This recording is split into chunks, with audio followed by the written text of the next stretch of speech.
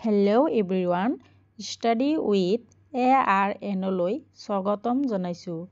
আজিৰ ভিডিঅ'টোত মই শিশু দিৱসৰ ওপৰত এটি চমু ভাষণ লৈ আহিছোঁ।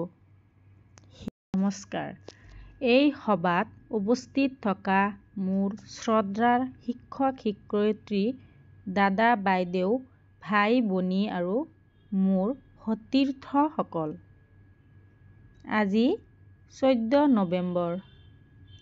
পণ্ডিত জৱাহৰলাল নেহৰুৰ জন্মদিৱস উপলক্ষে এই দিনটোত সমগ্ৰ দেশতে শিশু দিৱস পালন কৰা হয়। এই বিশেষ দিনটোত আপোনালোকৰ আগত কিছু মনৰ কথা ৰখাৰ সুযোগ পাই মই আনন্দিত হৈছোঁ। পণ্ডিত জৱাহৰলাল নেহৰুৰ জন্ম হৈছিল 1889 চনৰ 14 নৱেম্বৰত। তেওঁ আছিল একেধাৰে ৰাজনীতিবিদ, চিন্তাবিদ, লেখক আৰু স্বাধীন ভাৰতৰ প্ৰথম গৰাকী প্ৰধানমন্ত্ৰী।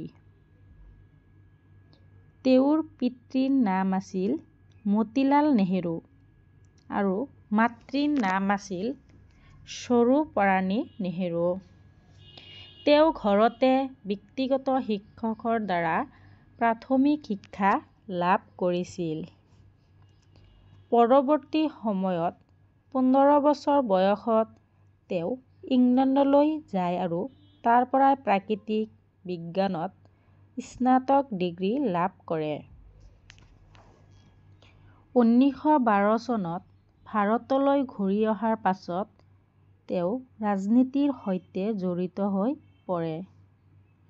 ভাৰতৰ স্বাধীনতাৰ বাবে কৰা আন্দোলনত নেহৰুৱে কেইবাবাৰো জেললৈ যাবলগীয়া হৈছিল। পৰৱৰ্তী সময়ত এই গৰাকী নেহৰুৱে দেশৰ প্ৰথম গৰাকী প্ৰধানমন্ত্ৰী হৈছিল। জৱাহৰলাল নেহৰুৱে ছাত্ৰ-ছাত্ৰীসকলক যথেষ্ট মৰম কৰিছিল, যাৰ বাবে তেওঁক সকলোৱে নেহৰু চাচা বুলি সম্বোধন কৰিছিল।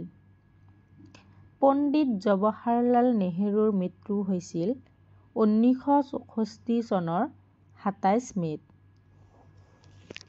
সেই বৰ্ষতে সংসদত সৰ্বসন্মতিক্ৰমে 14 নৱেম্বৰৰ দিনটো শিশু দিৱস হিচাপে পালন কৰাৰ সিদ্ধান্ত গ্ৰহণ কৰা হৈছিল। পণ্ডিত জৱাহৰলাল নেহৰুৱে সদায় শিশু আৰু যুৱ সমাজৰ বাবে কাম কৰিছিল। শিশুৰ প্ৰতি তেওঁৰ অদম্য স্নেহ আছিল আৰু সদায় শিশুৰ ভৱিষ্যতৰ কথা চিন্তা কৰিছিল। নেহৰুই কৈছিল, আজিৰ শিশু ভৱিষ্যত ৰাষ্ট্ৰ নিৰ্মাণ কৰিব। তেওঁ সদায় শিশুৰ অধিকাৰৰ কথা কৈছিল।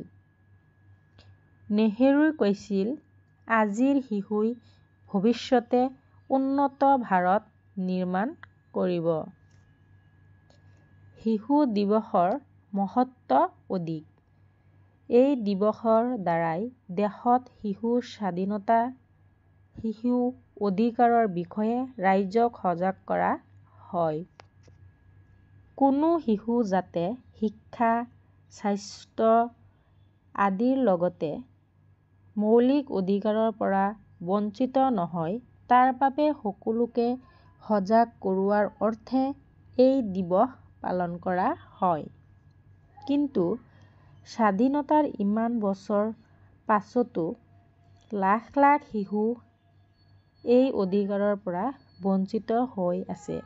মই আশা কৰোঁ দেশৰ প্ৰতিটো শিশুৰে বিকাশ হওক, প্ৰতিটো শিশুৱে লাভ কৰক অধিকাৰ।